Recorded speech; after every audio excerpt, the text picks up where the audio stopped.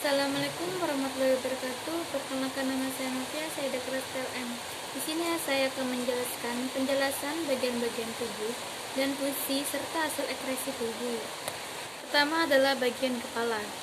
Bagian kepala terdiri atas rambut. Rambut merupakan bagian tubuh manusia yang memiliki banyak fungsi. Seperti halnya rambut di kepala manusia yang memiliki fungsi melindungi bagian kepala dari sinar matahari secara langsung. 2. Jidat. Jidat berfungsi untuk melindungi otak yang ada dalam kepala. 3. Bola mata. Bola mata berfungsi untuk melihat atau mendeteksi lingkungan sekitar. 4. Wajah serta umum berfungsi untuk mengekspresikan perasaan manusia. 5. Alis mata berfungsi melindungi mata kita dari tetesan keringat. 6. Telinga adalah alat indera yang memiliki fungsi untuk mendengar suara. 7. Kelopak mata berfungsi untuk melindungi bola mata bagian depan dari benda-benda luar dari alis. 8. Bulu mata melindungi mata kita dari cahaya yang menyilaukan. 9. Lubang hidung berfungsi sebagai tempat masuknya. Yang ke-10 adalah sung pipit yang berfungsi menambahkan tampanan atau kecantikan pada bagian muka. Yang ke-11, pipi. Selain untuk menyempurnakan bentuk wajah, pipi juga berfungsi menjaga makanan atas mengunyah saat mengunyah agar tidak tercecer keluar. 12. Rahang dan dagu memiliki peran yang sangat penting dalam pembentukan fungsi sistem pencernaan dan pernapasan manusia. Kumis dan jenggot merupakan tanda kelamin sekunder pada pria yang sudah dewasa, atau dengan kata lain sebagai pembedaan antara pria dan wanita. 14. Fungsi utama mulut adalah untuk menghancurkan makanan dengan giginya sehingga ukurannya cukup kecil. 15. Fungsi bibir. Banyak sekali di antaranya untuk menjaga agar makanan dan minuman tidak tercecer keluar, merasakan panas dan dinginnya makanan, untuk bermain alat musik, dan masih banyak lagi. 16. Gusi juga berfungsi untuk melindungi akar gigi dan jaringan akar gigi.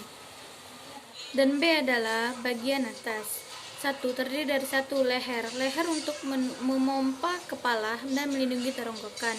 2. Jakun. Jakun merupakan bagian dari pangkalan tenggorokan. 3. Bahu. Bahu adalah bagian tubuh manusia yang menyangga leher. 4. Tenggorokan. Berfungsi dari tenggorokan adalah tempat jalannya makanan dan udara pernapasan. 5. Dada. Dada berfungsi untuk melindungi organ-organ yang ada di dalam dada, seperti jantung, pemompa darah, dan paru-paru. 6. Perut. Di dalam perut terdapat usus dan organ yang berfungsi untuk mencerna makanan. 7. Pusat. Pusar adalah saat kita bayi digunakan untuk menyalurkan gizi dari ibu ke janin. 8. Punggung. Punggung berfungsi untuk melindungi sumsum tulang belakang. 9. Payudara. Wanita berfungsi untuk menghasilkan cairan susu yang dibutuhkan oleh bayi. 10. Rusuk. Tulang rusuk melindungi dada, paru-paru, jantung, hati, dan organ dalam lainnya. 3 adalah bagian badan bawah. Badan bawah terdiri 1. Pinggang. Pinggang adalah bagian tubuh manusia yang berfungsi menghubungkan antara perut dan pinggul. 2. Panggul berfungsi untuk wanita. Panggul besar berfungsi dari panggul besar adalah menyangga isi abdomen. Panggul kecil berfungsi membentuk jalan lahir atau tempat alat genitalia. 3. Pantat berfungsi sebagai bantal ketika kita duduk. 4. Kemaluan berfungsi untuk alat reproduksi. 5. Duber berfungsi untuk mengeluarkan sisa makanan dari dalam tubuh. 6. Buah jakar berfungsi untuk menghasilkan sperma. D. Bagian tangan. Bagian tangan terdiri 1. Ketiak. Ketiak dalam adalah daerah lipatan tubuh manusia yang berfungsi menghubungkan lengan atas dengan bahu. 2. Lengan atas. Fungsi tulang lengan atas manusia adalah untuk membentuk sendi peluru dan tulang balikat. 3. Siku. Siku merupakan salah satu bagian tubuh yang membentuk mirip lutut. Yang keempat, lengan bawah. Lengan bawah membentuk sendi peluru dengan tulang pengupil dan sendi engsel dengan tulang asta. 5. Telapak tangan berfungsi sebagai tempat jari tangan berada dan memiliki peran penting untuk memegang atau mencengkram benda. 6. Jari. Jari kelima jari manusia berfungsi untuk memegang benda agar tidak terlepas. 7 adalah kuku. Kuku berfungsi melindungi ujung jari yang lembut, melindungi urat saraf, serta pertinggian daya sentuh. 8. Pergelangan tangan. Pergelangan tangan berfungsi untuk menghubungkan antara lengan bawah dan telapak tangan. E adalah bagian kaki. Bagian kaki di atas paha. Tulang paha terletak di antara tulang pinggul dan lutut. Tulang paha menghubungkan tulang bagian pinggul dan lutut untuk menyangga badan saat berjalan. 2. Lutut. Tulang terumpung lutut terletak di antara tibia dan tulang paha. 3. Betis. Tulang betis terletak di bagian belakang dari tulang kering, berfungsi untuk menyangga badan agar kuat dan seimbang saat tempat meleknya otot. 4. Mata kaki. Merupakan bagian dari pergelangan kaki. Pergelangan kaki teratas dari ujung-ujung tulang kering serta tulang betis dan tumit. Pergelangan kaki menyangga berat badan, terutama ketika sedang berjalan atau berlari.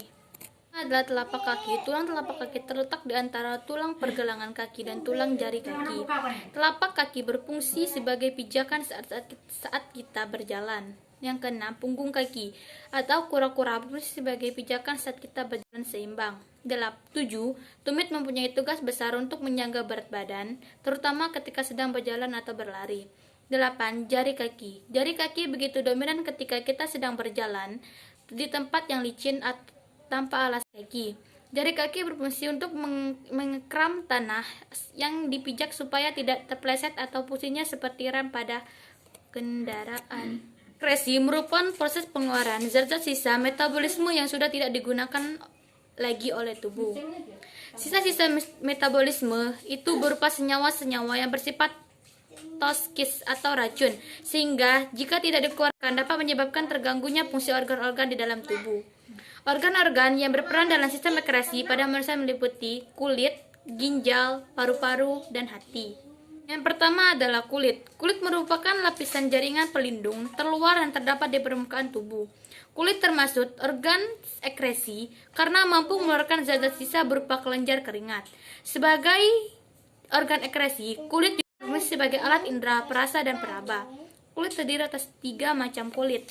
Yang pertama, epidermis, kulit ari. Epidermis merupakan lapisan kulit yang paling luar dan sangat tipis. Yang kedua, lapisan margiligi merupakan lapisan yang terdapat di bawah lapisan tanduk yang tersusun dari sel-sel hidup dan memiliki kemampuan untuk membelah diri. Kedua adalah kulit dermis, lapisan kulit jangat. Dermis merupakan lapisan kulit yang terletak di bawah lapisan epidermis. Lapisan dermis lebih tebal daripada lapisan epidermis. Lapisan dermis terdiri dari beberapa jaringan. Yang ketiga, jaringan ikat bawah kulit. Lapisan terletak di bawah dermis. Di antara lapisan jaringan ikat bawah kulit dengan dermis dibatasi oleh sel lemak. Lemak ini berfungsi untuk melindungi tubuh dari benturan sebagai sumber energi dan penenteran suhu tubuh.